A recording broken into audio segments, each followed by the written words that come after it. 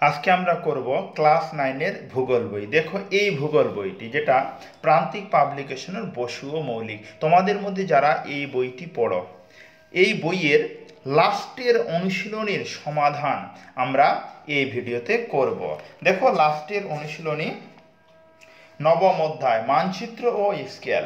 এই অধ্যায়ের page number 175 পেজে যে অনুশীলনী বা প্রশ্নগুলি দেওয়া আছে, এই সমস্ত সম্পূর্ণ প্রশ্নের সমাধান আমরা এই ভিডিওতে করব। তোমরা ভিডিওটি প্রথম থেকে সম্পূর্ণ দেখে সব প্রশ্নের উত্তর তোমরা নিজেদের খাতায় লিখে নাও। আর এই রকম অনুশীলনী এবং শিক্ষা সংক্রান্ত তোমরা যদি তথ্য পেতে চাও তাহলে চ্যানেলটাকে সাবস্ক্রাইব করতে ভুলো না। তাহলে কথা না বাড়িয়ে আমরা এবার স্টার্ট করি। হ্যাঁ, একটা কথা আর বলি তোমাদের, আমি এই বইয়ের যেহেতু এটি লাস্টের অধ্যায়ের অনুশীলনী সমাধান করছি, সম্পূর্ণ বইয়ের অনুশীলনী সমাধান আমাদের কমপ্লিট হয়ে গেছে। ডেসক্রিপশনে লিঙ্ক দেওয়া আছে, ওখানে গিয়ে প্লেলিস্টে গিয়ে পরপর প্রতিটি অধ্যায় ওয়াইজ সব অনুশীলনীর উত্তর তোমরা নিজেদের খাতায় লিখে নিতে পারো। তাহলে এবার আমরা স্টার্ট করি। 175 হলো পেজ অনুশীলনী মানচিত্র স্কেল 1। সঠিক উত্তরটি বেছে নিয়ে লেখো।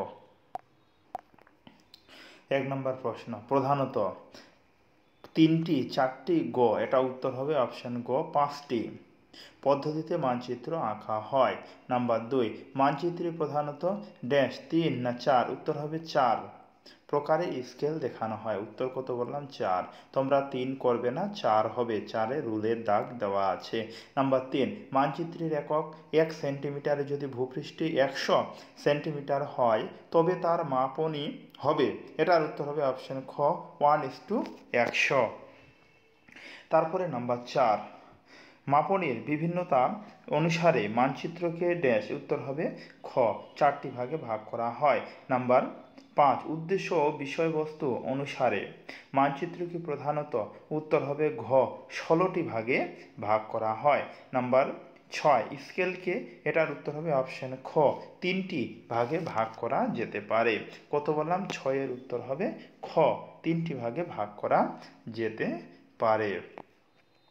এবার বাক্যটি সত্য হলে ঠিক এবং অসত্য হলে ভুল লেখো।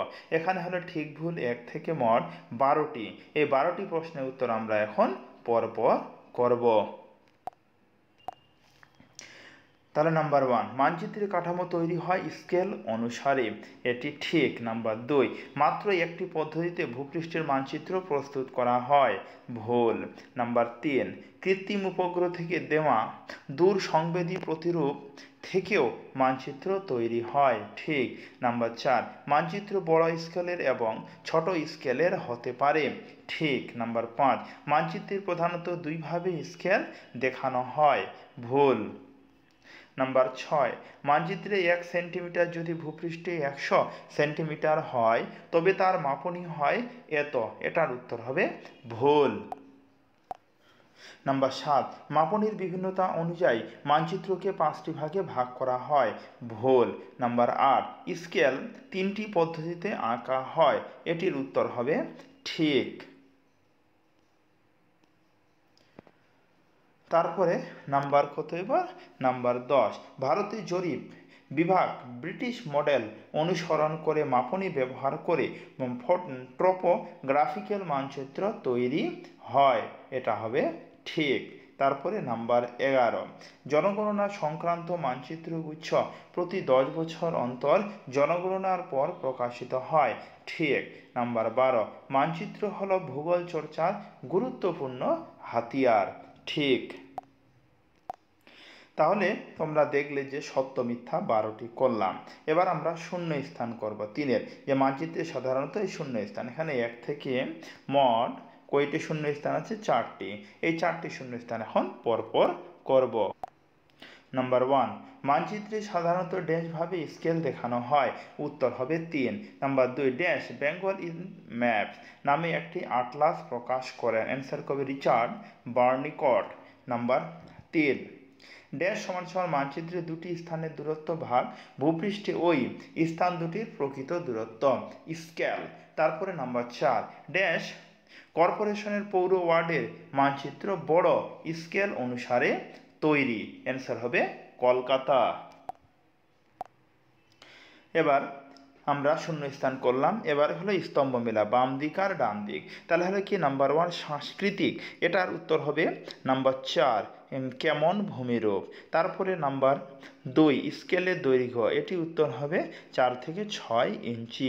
নাম্বার 3 টপোগ্রাফিক্যাল মানচিত্র, এটির উত্তর হবে 2 নাম্বার অপশানে।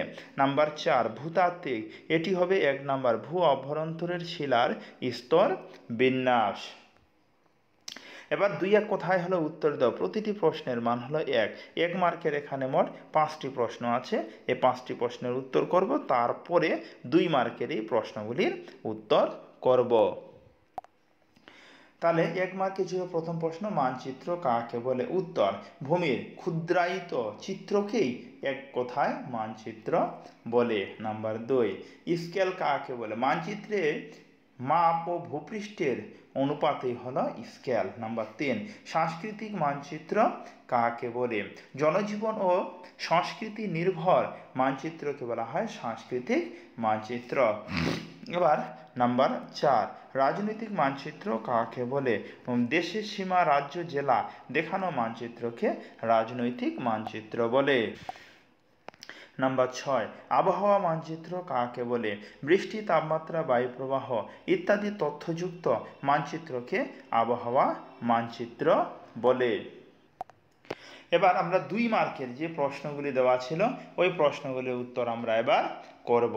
তাহলে দেখো প্রথম প্রশ্ন, মানচিত্রের শ্রেণীবিভাগ করতে কোন কোন বিষয়ের উপর গুরুত্ব দেওয়া হয়। উত্তর মানচিত্রের শ্রেণীবিভাগ করতে বিষয়বস্তু, ব্যবহার, স্কেল, কৌশল ও উদ্দেশ্যের উপর গুরুত্ব দেওয়া হয়।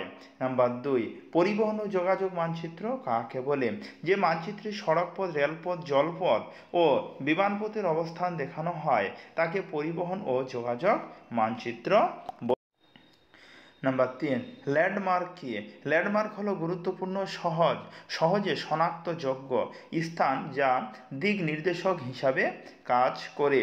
তারপরে নাম্বার 4 স্কেল কাকে বলে।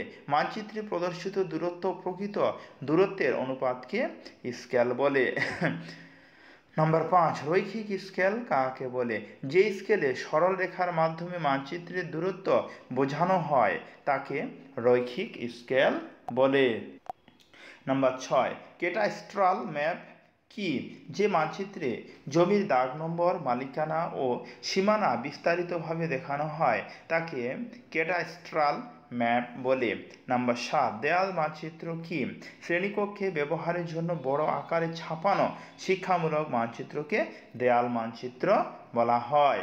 নাম্বার 8 আবহাওয়া মানচিত্র কি। উত্তর যে মানচিত্রে তাপমাত্রা, বৃষ্টিপাত, বায়ুচাপ, বাতাসের দিক ও গতি ইত্যাদি আবহাওয়াজনিত তথ্য দেখানো হয় তাকে আবহাওয়া মানচিত্র বলে। তাহলে তোমরা এখানে দেখলে যে আমি 2 মার্কের একদম 8 নাম্বার অবধি প্রশ্নের সমাধান আমরা এই ভিডিওতে করলাম। এখানে 3 মার্কের 5 মার্কের প্রশ্নগুলি আমরা করিনি। ক্লিয়ার। তাহলে তোমাদের সম্পূর্ণ বইয়ের, এটা যেহেতু লাস্টের অধ্যায়, সম্পূর্ণ বইয়ের অনুশীলনী সমাধান আমরা এই ভিডিও সম্পূর্ণ বই অনুশীলনী সমাধান করলাম। যারা বাকি এর আগের অনুশীলনী সমাধানগুলি পাওনি, ডেসক্রিপশনে প্লে লিস্টের লিঙ্ক দেওয়া আছে, ওখান থেকে সম্পূর্ণ বইয়ের অনুশীলনী সমাধান তোমরা করে নিতে পারো। তাহলে আজকে এই অবধি, কথা হচ্ছে এর পরের ভিডিওতে। ধন্যবাদ।